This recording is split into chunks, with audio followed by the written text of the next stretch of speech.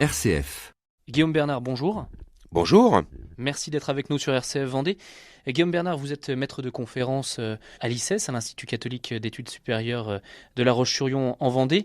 On va évoquer avec vous le mouvement des Gilets jaunes. Voilà 3 jours qui commencent à prendre de l'ampleur. Encore ce lundi, les blocages continuent, certes moindres que pendant ce week-end, mais ils continuent. Est-ce que selon vous, ce mouvement, issu des réseaux sociaux, issu un peu de nulle part, est un mouvement qui peut encore durer un certain temps et pourrait-on imaginer les mêmes conséquences qu'en 68 avec une grève totale et un blocage total des axes comme à l'époque? Je crois que tout est possible, ça c'est certain.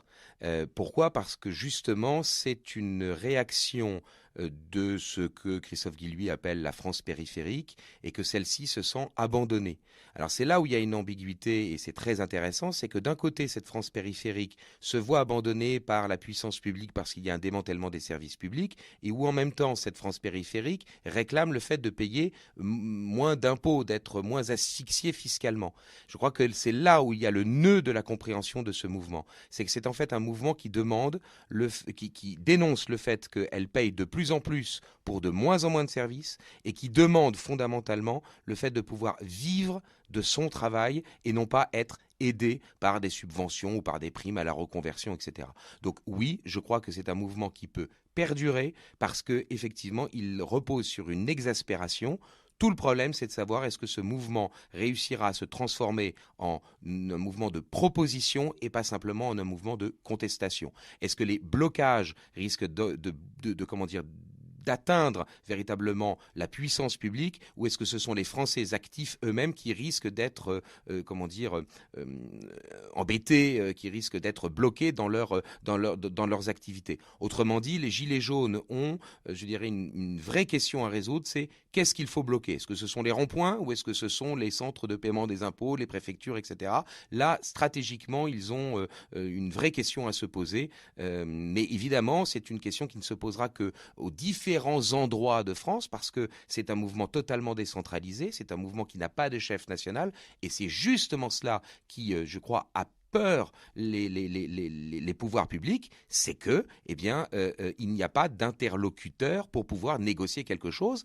Et par conséquent, oui, pour cette raison-là aussi, ça vient du tissu social. C'est quelque chose qui n'est pas structuré, canalisé par des organisations syndicales ou politiques, et qui donc peut parfaitement durer et peut-être même déboucher sur quelque chose de plus ample.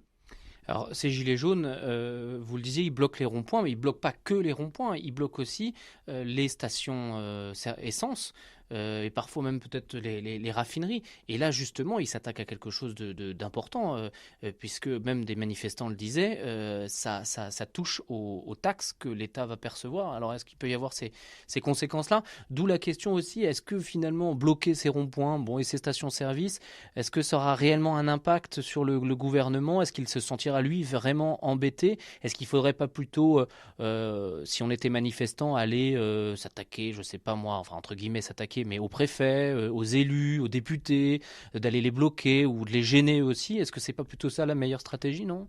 Oui, je suis assez d'accord que le mouvement des Gilets jaunes a réussi à démontrer une véritable force parce que, issu de nulle part, vous l'avez dit, il a réussi à s'épanouir et à réunir un très grand nombre de personnes, alors qu'il n'y a aucune organisation.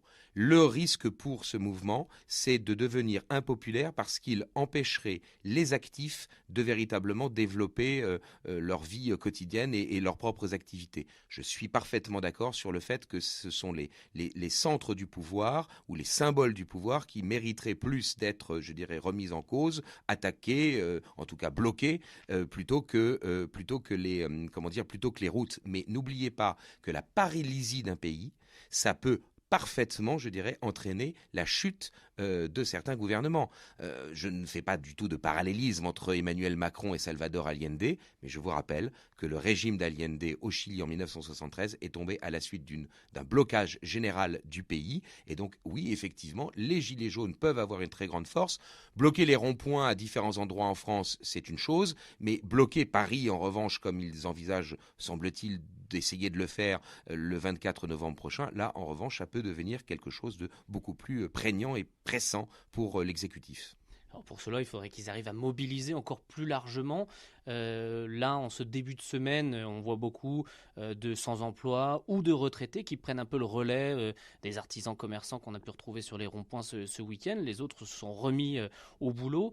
Petite question, qui est ce gilet jaune? Dans les médias, on a beaucoup entendu, c'est la France d'extrême droite, c'est la France d'extrême gauche. Voilà. Comment on pourrait cataloguer le gilet jaune? Alors là, vous avez raison. Ceux qui sont encore présents sur les blocages aujourd'hui, ce sont ceux qui n'ont pas à travailler ou n'ont plus à travailler. Ceux qui ne peuvent pas travailler parce qu'ils sont chômeurs ou ceux qui n'ont plus à travailler parce qu'ils sont retraités. En revanche, le samedi 17 novembre, c'était incontestablement la France qui travaille, la France qui se lève tôt. Je vous signale que les rendez-vous étaient généralement vers 8h, 8h30 et que dès 7h du matin, il y avait déjà du monde. Autrement dit, c'est des gens qui ont l'habitude de se lever tôt pour aller travailler. C'est donc la France qui travaille et, je le répète, une France qui travaille et qui ne veut pas être aidée mais qui veut simplement vivre de son travail. Donc qui se sent asphyxié par la pression fiscale. C'est la France périphérique, c'est-à-dire que c'est la France des terroirs, grosso modo, contre la France des métropoles qui bénéficie, je dirais, de la mondialisation, alors que cette France périphérique se sent agressée, se sent vendue d'une certaine manière, livrée par les pouvoirs publics à une concurrence mondialiste déloyale. Bon, donc ce sont des actifs essentiellement, et quant à la question de droite ou de gauche, je crois que ce sont des gens qui, certes, vont vraisemblablement voter à la présidentielle, mais qui généralement s'abstient et qui n'avaient pas beaucoup manifesté. Il y a très peu de gens qui avaient l'habitude de manifester qui se retrouvent parmi les gilets jaunes. Autrement dit, c'est la France silencieuse. Et donc elle n'est pas de droite et de gauche. Je crois que le mouvement des gilets jaunes est plutôt par la défense des libertés économiques et par la défense, je dirais, d'une action qui se fait par subsidiarité au niveau local. C'est plutôt, par essence, un mouvement plutôt de droite que de gauche. Mais en tout cas, les gilets jaunes eux-mêmes, je crois qu'ils ne se conçoivent pas de droite ou de gauche. Je crois qu'ils se conçoivent tout simplement comme étant une France asphyxiée par la pression fiscale et donc par conséquent comme devant réagir face, je dirais, à un État qui d'un côté ponctionne mais ne leur donne plus de services publics et qui de l'autre côté les empêche d'avoir une activité professionnelle privée. Quelle analyse on peut faire aussi de la réaction du gouvernement? On entendait le Premier ministre dire « j'entends la grogne des Gilets jaunes, mais nous garderons le cap ». Il me semble que là, il y a une erreur d'analyse d'ordre psychologique. C'est-à-dire qu'ils réagissent face à ce mouvement comme s'il s'agissait d'une organisation avec laquelle on peut négocier. Encore une fois, c'est un mouvement qui a réuni au minimum 250 000 personnes, comme le disent les pouvoirs publics, qui est né de nulle part. Être capable en quelques semaines, par le biais des réseaux sociaux, de réunir 250 000 personnes, eh bien, c'est absolument énorme. C'est une réussite monumentale. Et donc, par conséquent, considérer qu'il n'y a rien à négocier, c'est mettre des personnes qui souffrent et des personnes qui se sentent acculées devant la seule possibilité qui est d'utiliser, je dirais, la force pour se faire entendre. Ça ne me paraît pas de bonne stratégie. Quelle analyse on peut faire aussi des réactions de l'opposition politique, que ce soit du Rassemblement national jusqu'au LR? Tout le monde dit on soutient le mouvement, mais on ne participera pas parce qu'on ne voudrait pas être taxé, par exemple, de récupération politique. Ils font peut-être bien de ce côté-là, non ? Je crois qu'ils ne peuvent pas tellement faire autrement que d'essayer à la fois de soutenir pour embêter le gouvernement et de l'autre côté de ne pas essayer de récupérer parce qu'ils se feraient jeter. Ils sont dans une situation qui est très claire. Ce mouvement est né sans eux et je crois qu'il se développera sans eux. C'est la preuve, d'une certaine manière, que la démocratie directe, que l'expression, je dirais, des revendications du peuple réel, pour parler comme le secrétaire d'État, peut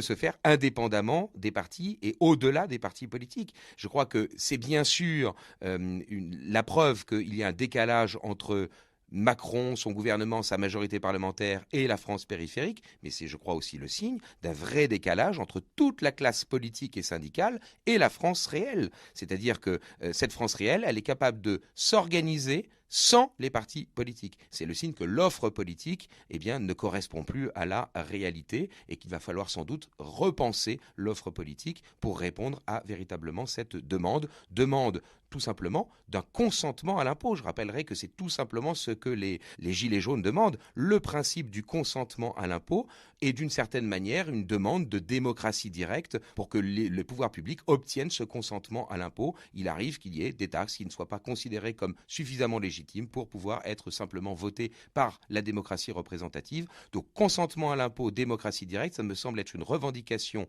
de la base des Gilets jaunes, au-delà même des partis politiques. Donc tous les partis politiques, même ceux qui soutiennent et qui aimeraient bien récupérer mais qui n'y arrivent pas, tous les partis politiques sont là ici mis devant, je dirais, leur responsabilité devant un mur. C'est que la France, eh bien, peut très bien se passer des partis politiques et des organisations syndicales. Guillaume Bernard, merci à vous. Merci.